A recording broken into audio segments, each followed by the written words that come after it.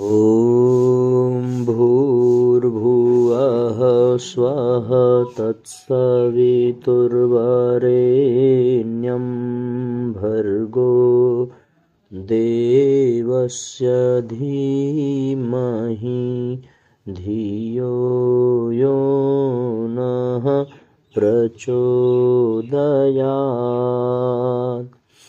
ॐ सद्गुरुचरणकमलेभ्यो नमः। परम पूज्य गुरुदेव, परम वंदनीय माता जी के सूक्ष्म संरक्षण में विराजमान ऑनलाइन दैनिक स्वाध्याय के आज के इस कार्यक्रम में आप सभी आत्मीय बंधुओं का बहुत बहुत स्वागत, बहुत बहुत अभिनंदन है। साथियों, आइए प्रतिदिन की भांति आज के सत्र का भी शुभारंभ करते हैं। ऑनलाइन दैनिक स्वाध्याय का 1279वां एपिसोड आज प्रज्ञोपनिषद के 5वें खंड का 6वां अध्याय हम लोग आज पढ़ेंगे। 5 अध्याय हम लोगों ने पूरे कर लिए हैं। 6वां अध्याय है सर्व धर्म समभाव प्रकरण। इस अध्याय के अंतर्गत पूज्य गुरुदेव क्या लिखते हैं और महर्षि याज्ञवल्क्य सभी ऋषिगणों को क्या बताते हैं, हम लोग आइए जाने। पर आप सबसे विशेष निवेदन, शीघ्रता पूर्वक अधिक से अधिक शेयर जरूर कर दें। लाइक सब लोग करेंगे और शेयर सब लोग करेंगे तो फिर ज्ञान का प्रवाह, ज्ञान का विस्तार घर घर तक पहुंचे, यही हम सबका प्रयास है। अथ षष्ठो अध्यायः सर्वधर्म समभाव प्रकरण। प्रारब्धा ज्ञान गोष्ठी सा षष्ठस्याथ दिनस्य तु स्वस्ति वाचन पूर्वं च गायत्री पाठ पूर्वकं ज्ञान विज्ञानयोः केन्द्रमालोकस्य निधिं प्रभुं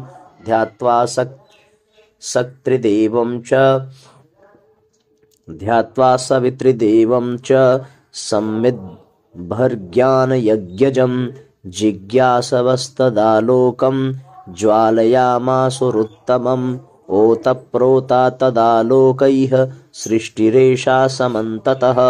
याज्ञवल्क्यस्य संकेतं सत्राध्यक्षस्य ऋषिः प्राप्य कौंडिन्य उत्थाय जिज्ञासां संयवेदयत। छठे दिन की ज्ञान गोष्ठी मंगलाचरण पूर्वक आरंभ हुई। उपस्थित जिज्ञासुओं ने सस्वर गायत्री पाठ और ज्ञान विज्ञान के प्रकाश केंद्र सविता देव का ध्यान करते हुए ज्ञान यज्ञ में समिधा डालकर आलोक प्रज्वलित किया, जिस आलोक से यह समस्त सृष्टि ओतप्रोत है। सत्राध्यक्ष याज्ञवल्क्य जी का संकेत मिलते ही ऋषि कौंडिन्य खड़े हुए एवं उन्होंने विनम्र भाव से अपनी जिज्ञासा प्रकट करते हुए कहा। कौंडिन्य उवाच देवधर्मस्य संबंधी यस्तनं हि विवेचनं श्रुत्वा मंथनमस्माभिर्विहितं विषये बहु भवतः प्रतिपाद्यानि बुद्धियुक्तानि देवतो असमंजसमेकं तु चित्तेस्माकमुदेति यत् तत्त्वदर्शनरूपाया धर्मस्यास्य धृतेः समान् जानन्तोऽपि मतान् भिन्ना नाचरन्त्येषु नो कथं। समागमेषु सर्वेषु धार्मिकेषु च पर्वसु जपानुष्ठानयोः स्नान रात्रिजागरणेषु च देवस्थानेषु सामान्य जनानां दृश्यते महान् सम्मर्दो धर्मचर्चां च संख्यां शृण्वन्ति ते सदा। दृश्यते च तथाप्यत्र नैतिकत्वं पदे पदे आक्रामकत्वचौर्यादि विद्वेषा विग्रहास्तथा। धर्मक्षायासु पुण्यासु धर्मनाम्ना कथं पुनः भीषणो नरसंहारः पशुहत्यादिकं तथा। धर्मस्तु सार्वभौमोऽस्ति कथं तत्ते मतान्तराः कल्पिताश्च निजा व्याख्या दृश्यन्ते बाह्यडम्बराः।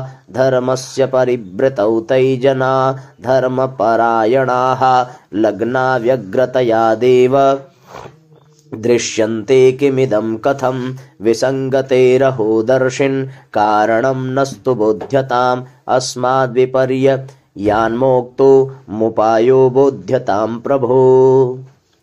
कौंडिन्य बोले, हे देव, धर्म संबंधी कल का विवेचन सुनने के बाद हम सब ने उस विषय पर काफी मंथन किया। भगवन, आपके द्वारा व्यक्त किए गए सभी प्रतिपादन सर्वथा बुद्धि संगत दिखते हैं। एक असमंजस हमारे मन में और उठा है कि तत्व दर्शन धर्म धारणा के इन विभिन्न पक्षों को जानते समझते हुए भी सामान्य जन इस पर आचरण क्यों नहीं कर पाते। धार्मिक समागमों, पर्व त्योहारों, अनुष्ठानों, अखंड जप, सामूहिक स्नान, रात्रि जागरण में एवं देव स्थानों पर जन साधारण की अपार भीड़ दृष्टिगोचर होती है। धर्मोपदेशकों के संदेश भी अगणित व्यक्ति सुनते दिखाई देते हैं, फिर भी अनैतिकता, आक्रामकता, विग्रह विद्वेष, चोरी, लूटमार एवं धर्म की आड़ में परस्पर मारकाट क्यों कर पग पग पर दिखाई देती है। सार्वभौम धर्म एक होते हुए भी अनेक मत मतांतर, प्रत्येक की अपनी अपनी अलग अलग मनगढ़ंत विवेचनाएं एवं बाह्य आडंबर क्यों देखे जाते हैं। हे देव, धर्म परिवर्तन की विडंबना में धर्म परायण कहे जाने वाले व्यक्ति ही उलझे दिखाई देते हैं। ऐसा क्यों? हे तत्वदर्शी, इस विसंगति का कारण बताइए और साथ ही इस विपर्य से बचने छूटने का उपाय भी बताइए।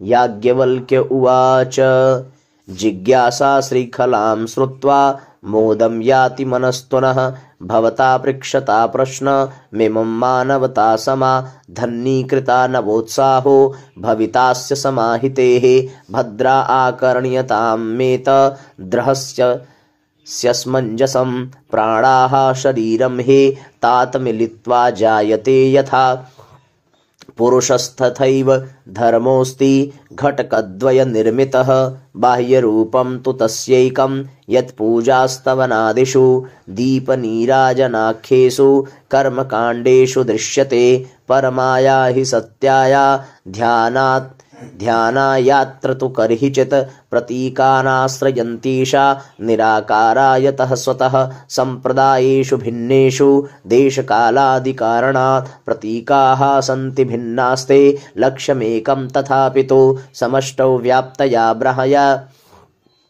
तया चैतन्य सत्तया एकात्मता प्रतिष्ठा सा तद्गुणाचरणं तथा उपासना विधिर्भिन्नो रीतयः पर्वणामपि भिन्ना भवन्ति सन्तेता यतः पद्धतयः परं स्वीकृत्य पद्धतिर्यास्तु लक्ष्यमाप्तु समेपितं यतन्ते परमात्मानं सत्प्रवृत्ति समुच्चयम्।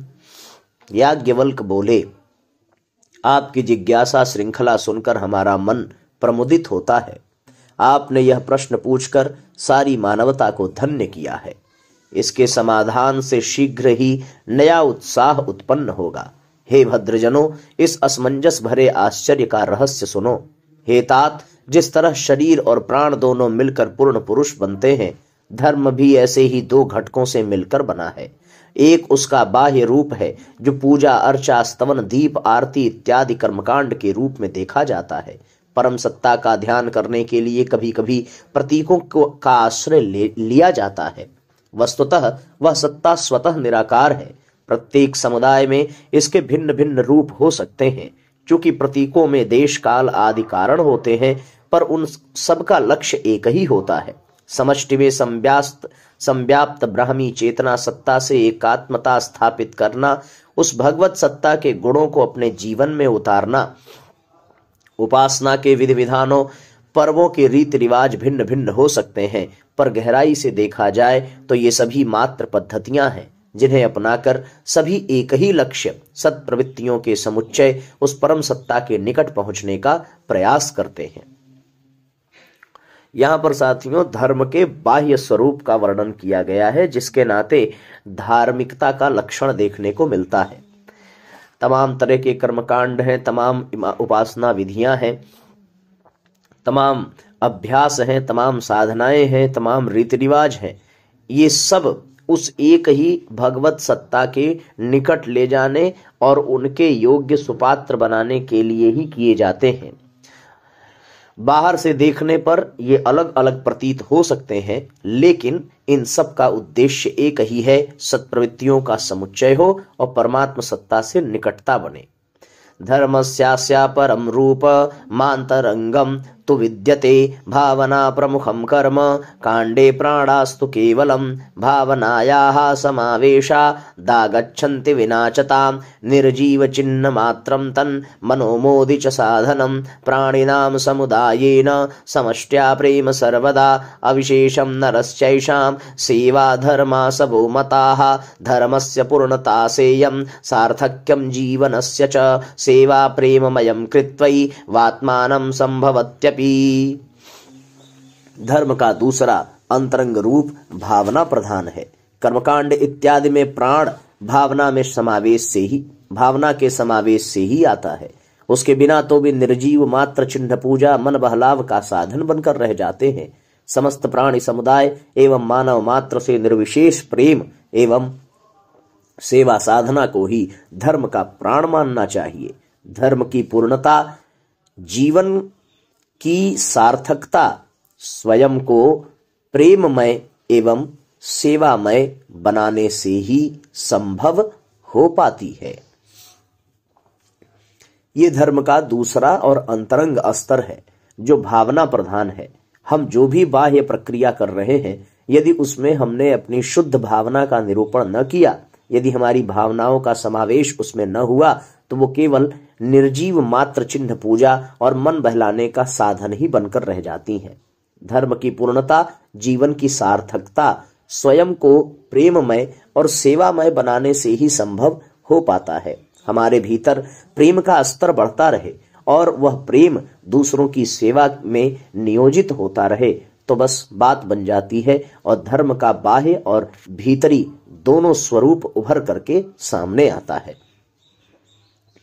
तो इस तरीके से साथियों, धर्म के बाह्य स्वरूप और धर्म के आंतरिक स्वरूप का वर्णन याज्ञवल्क्य जी ने किया। आगे 28वें श्लोक में कहते हैं, परमात्म प्रेम संयुक्ता जना ये शुद्ध चेतसः सृष्टेः कणेषु पश्यन्ति छायां तस्याभितो मुने वनस्पतिषु पश्यन्ति चराचरगतं प्रभुं जीवेषु भिन्न वर्णादि युते श्वेते नरेष्वपि योजना उच्च नीचानां धन निर्धनीनां तथा लघूनां महतां भेदं विस्मृत्येह तु प्राणिनः प्रेम दृष्ट्यैव पश्यन्ति धर्मात्मानस्तु तेऽर्थतः परमेश प्रियाः प्रेमासीमानन्तं हि वस्तुतः यदा मनुष्यः सेवायां साधनायां रतः सदा मत्वा पूजां निजं कर्मं कुरुते हंकृतिस्ततः नाशमेति स्वयं हेतुरस्ति या पूर्णता स्थितेः परमात्मसत्तया चैक्यं पूर्णता मनुयाति च। हे ऋषि श्रेष्ठ, परमात्म सत्ता से सच्चे हृदय से प्रीति रखने वाले मुमुक्ष जनों को सृष्टि के प्रत्येक कण कण में चहुओर उन्हीं की छाया दिखाई देती है।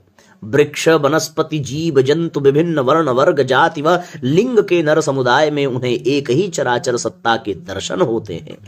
जो व्यक्ति धनी निर्धन, छोटे बड़े, ऊंच नीच का भेदभाव भुलाकर प्राणी मात्र को प्रेम की दृष्टि से देखते हैं, वही सच्चे अर्थों में धर्म परायण है, परमेश्वर को प्यारे हैं।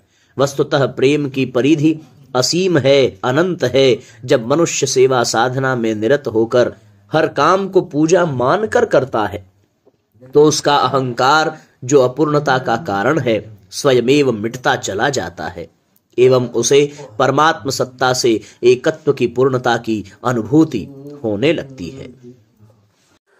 दुर्भाग्यादेशमर्त्यानां समुदायस्तु वर्गशः बाह्ये धर्मस्वरूपे हि दत्तचित्तस्तु तिष्ठति अस्या विडम्बनायाश्च मोक्तव्या जनता समा सर्वधर्म समं भावं कर्तुं तु हृदयङ्गयम् परेषामनिवार्यं तु संस्कृतेरुपदेशकाः धृतिं धर्मस्य सीवेते जीवने विदधत्विमां प्रमाणैर्ब्रह्मणः सत्तां प्रतिपाद्येश्वरास्थया तस्यास्तैः फलितार्थैश्च विज्ञानकुर्वन्तु ते जनान् दृढे स्वास्तिक्यमूलेषु धर्मगे सम्प्रदायगे भेदे ज्ञाते स्वयं भ्रान्तिर्निहारो नाशमेष्यति।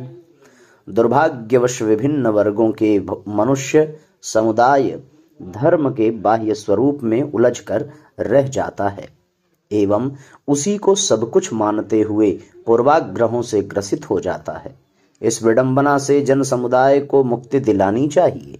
सर्वधर्म समभाव के स्वरूप को हृदयंगम कराने हेतु यह अनिवार्य है कि संस्कृति के उपदेष्टा धर्म धारणा को स्वयं जीवन में उतारें एवं परब्रह्म की सत्ता को विभिन्न प्रमाणों द्वारा प्रतिपादित कर ईश्वर विश्वास एवं उसकी फलितार्थों से सबको परिचित कराएं। आस्तिकता की जड़ें मजबूत होने पर एवं धर्म संप्रदाय का अंतर समझ में आ जाने पर भ्रांतियों का कुहासा स्वयमेव मिटता चला जाएगा। यहाँ पर साथियों, हम सब लोग इस बात को बहुत गहराई से समझें कि ईश्वर विश्वास और उसके फलितार्थ से परिचय कराने की आवश्यकता है। आस्तिकता की जड़ों को मजबूत करने की आवश्यकता। जो उपदेश धर्म धारण के लिए दिए जाते हैं उन्हें जीवन में उतारने की आवश्यकता है। कृतं निष्काम भावेन कर्म धर्मोऽस्ति वस्तुतः स्वार्थ हेतु कृतं कर्म भौतिकाध्यात्म बाधकम् स्वतः सिद्ध्यति स्वार्थस्तु सेवते प्राणिनो नरः यहि मत्वा निजं धर्मं परमार्थे रतो भवेत् विक्रये गोरसस्यात्र हरेर्मिलनमुत्तमम् एकस्मिन् पथि लाभोऽयं कर्मणोऽस्तु द्वयोरपि साधनायां च सेवायां नियुक्ता व्यक्तयस्तु याः लभन्ते सहयोगं ताः सम्मानमनुदानकम् अतोऽस्माभिरिदं बोध्यं परमार्थो हि वस्तुतः स्वार्थो यतः समष्टौ तु व्यष्टिराविशति स्वयं। वस्तुतः निष्काम भाव से किया गया कर्म ही धर्म है। जो कार्य अपने स्वार्थ की पूर्ति हेतु किया जा रहा हो वह मनुष्य की भौतिक एवं आत्मिक दोनों ही प्रगति में बाधक बनता है। स्वार्थ तो स्वतः ही सधने लगता है। जब मनुष्य प्राणी मात्र की सेवा को अपना धर्म मानकर परमार्थ में जुट जाता है, यह तो गोरस बेचन हरि मिलन एक पंथ दो काज की तरह लाभ ही लाभ है। सेवा साधना में नियोजित व्यक्ति स्वतः जन सम्मान, सहयोग एवं भौतिक अनुदान पाता रहता है। वस्तुतः परमार्थ ही सच्चा स्वार्थ है, चूंकि समष्टि में व्यक्ति स्वतः ही आ जाता है। सबकी सेवा करने से ही साथियों जन सम्मान, सहयोग और भौतिक अनुदान भी मिलता है। किसी भी कार्य को प्राणी मात्र की सेवा के भाव से और वो धर्म मान करके किया जाए, परमार्थ भाव से किया जाए तो निश्चित रूप से भौतिक एवं आत्मिक प्रगति दोनों ही संभव है। धर्मो वक्तव्य एषोत्र कार्यशैली करोति या जीवनं मानवानां तु सफलं सार्थकं तथा व्यक्तित्वस्य च सर्वांग परिष्कार विधायिका अस्या विवेकशीलैस्तत् कर्तव्यमनुशासनम् बाह्यं रूपं सदाचारो धर्मस्यास्ति यथा तथा रूपमान्तरिकं तस्य सद्भावो विद्यते ध्रुवम् धर्म बाह्य प्रवृत्ति प्रवृत्तिर्याः व्यक्तिः सेवां श्रमादिकम् आदायाथ च धर्मस्य रूपमान्तरिकं पुनः शालीनतां च सौजन्यं सारल्यं शान्तजीवनं संवेद्यतां तथौदार्यं दयां मैत्रीं तथैव च जीवनं यापयन्तस्तु शान्तिं सन्तोषमुत्तमम् अनुभवन्ति तु ये सन्ति ते वै धर्मधार परायणः। धर्म को मानव जीवन को सफल सार्थक बनाने एवं व्यक्तित्व का सर्वांगपूर्ण परिष्कार कर दिखाने वाली एक कार्यशैली कहा जाना चाहिए। हर विवेकशील व्यक्ति को इसका अनुपालन करना चाहिए। धर्म का बाह्य स्वरूप जहाँ सदाचार है वहाँ सद्भाव उसका आंतरिक स्वरूप है। जो व्यक्ति श्रम सेवा आदि धर्म की बहिरंग प्रवृत्तियों एवं सज्जनता, शालीनता, सरलता, सादगी, संवेदनशीलता, उदारता, करुणा, मैत्री जैसी अंतरंग सत्प्रवृत्तियों को अपनाकर जीवन क्रम चलाते हुए दैनंदिनी जीवन में शांति एवं संतोष की अनुभूति करते हैं, वही सच्चे अर्थों में धर्मपरायण हैं। एक बड़ी महत्वपूर्ण बात है साथियों, सदाचारी होने से बाह्य स्वरूप तो हमारा अच्छा बन जाता है, पर सदाचारी को सद्भाव संपन्न होना चाहिए। यदि उसके भीतर सद्भाव नहीं है तो वो बहुत दिनों तक सदाचारी बनकर के नहीं रह पाएगा। सदाचारी वो दिखने में है पर होगा तभी जब उसके भीतर सद्भाव का संचार होने लगे। यही वास्तविक धर्म है। सद्भाव होगा तो उदारता, करुणा, मैत्री, शालीनता, सरलता, सादगी, सज्जनता, संवेदनशीलता आदि गुण अपने आप खींचे चले आएंगे। आगे कहते हैं, तात मानव धर्मे ये त्वास्थावन्तो नरानते मान्यतासु स्वकीयासु कुर्वते हि दुराग्रहम् सत्यान्वेषण युक्तास्तु कर्मयोगिन एव च जिज्ञासुस्तर्कानूनं साधकाः सन्ति ते ध्रुवम् एतादृशं हि सद्भावं स्वान्तःकरणः उत्तमं विकासयन्ति ते विश्वे वैविध्यते स्थिताः मान्यताया विभिन्नानां वर्गाणां वा परम्पराः मानयन्स्ताः समानबन्धून् मन्यन्ते सहयोगिनः तर्कतथ्य प्रमाणानां भाषायां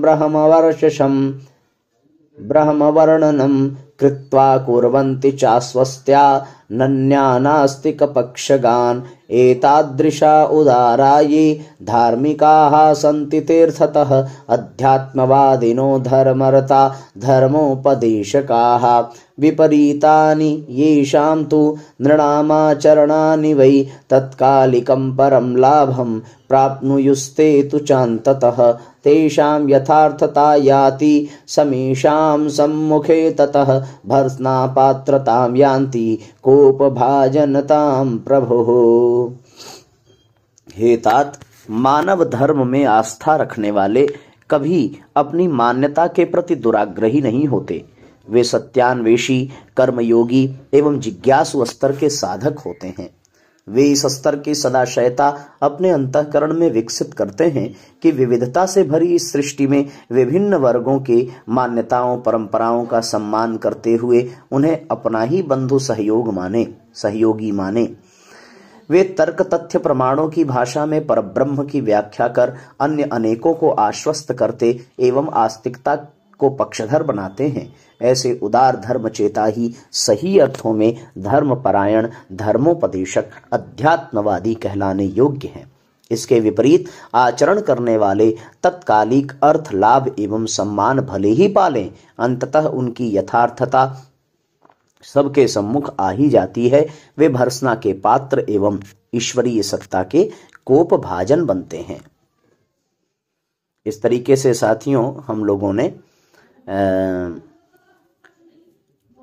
पूरे 57 श्लोकों को आज सुना। अब आइए आज के सत्र को यहीं पर विराम दिया जाएगा और शेष श्लोकों का स्वाध्याय कल हम लोग करेंगे। गायत्री मंत्र साथ साथ। ओम भूर्भुवः स्वः तत्सवितुर्वरेण्यं भर्गो देवस्य धीमहि धियो यो नः प्रचोदयात्। सभी आत्मीय बंधुओं को बहुत बहुत प्रणाम, बहुत बहुत नमस्कार। सबका मंगल हो साथियों। आप सब लोग आज के स्वाध्याय को भी अधिक से अधिक शेयर जरूर करिएगा। सबको नमस्कार। जय राम जी की। ओम भूर्भुवः स्वः तत्सवितुर्वरेण्यं भर्गो देवस्य धीमहि धियो यो नः प्रचोदयात्। हम ईश्वर को सर्वव्यापी न्यायकारी मानकर उसके अनुशासन को अपने जीवन में उतारेंगे। शरीर को भगवान का मंदिर समझकर आत्मसंयम और नियमितता द्वारा आरोग्य की रक्षा करेंगे। मन को कुविचारों और दुर्भावनाओं से बचाए रखने के लिए स्वाध्याय एवं सत्संग की व्यवस्था रखे रहेंगे। इंद्रिय संयम, अर्थ संयम, समय संयम और विचार संयम का सतत अभ्यास करेंगे। अपने आप को समाज का एक अभिन्न अंग मानेंगे और सबके हित में अपना हित समझेंगे। मर्यादाओं को पालेंगे, वर्जनाओं से बचेंगे, नागरिक कर्तव्यों का पालन करेंगे और समाजनिष्ठ बने रहेंगे। समझदारी, ईमानदारी, जिम्मेदारी और बहादुरी को जीवन का एक अविच्छिन्न अंग मानेंगे। चारों ओर मधुरता, स्वच्छता, सादगी एवं सज्जनता का वातावरण उत्पन्न करेंगे। अनीति से प्राप्त सफलता की अपेक्षा नीति पर चलते हुए असफलता को शिरोधार्य करेंगे। मनुष्य के मूल्यांकन की कसौटी उसकी सफलताओं, योग्यताओं एवं विभूतियों को नहीं, उसके सद्विचारों और सत्कर्मों को मानेंगे। दूसरों के साथ वह व्यवहार नहीं करेंगे जो हमें अपने लिए पसंद नहीं। नर नारी परस्पर पवित्र दृष्टि रखेंगे। संसार में सत्प्रवृत्तियों के पूर्ण प्रसार के लिए अपने समय, प्रभाव, ज्ञान, पुरुषार्थ एवं धन का एक अंश नियमित रूप से लगाते रहेंगे। परंपराओं की तुलना में विवेक को महत्व देंगे। सज्जनों को संगठित करने, अनीति से लोहा लेने और नवसृजन की गतिविधियों में पूरी रुचि लेंगे। राष्ट्रीय एकता एवं समता के प्रति निष्ठावान रहेंगे। जाति, लिंग, भाषा, प्रांत, संप्रदाय आदि के कारण परस्पर कोई भेदभाव न बरतेंगे। मनुष्य अपने भाग्य का निर्माता आप है। इस विश्वास के आधार पर हमारी मान्यता है कि हम उत्कृष्ट बनेंगे और दूसरों को श्रेष्ठ बनाएंगे तो युग अवश्य बदलेगा। हम बदलेंगे, युग बदलेगा। हम सुधरेंगे, युग सुधरेगा। इस तथ्य पर हमारा परिपूर्ण विश्वास है।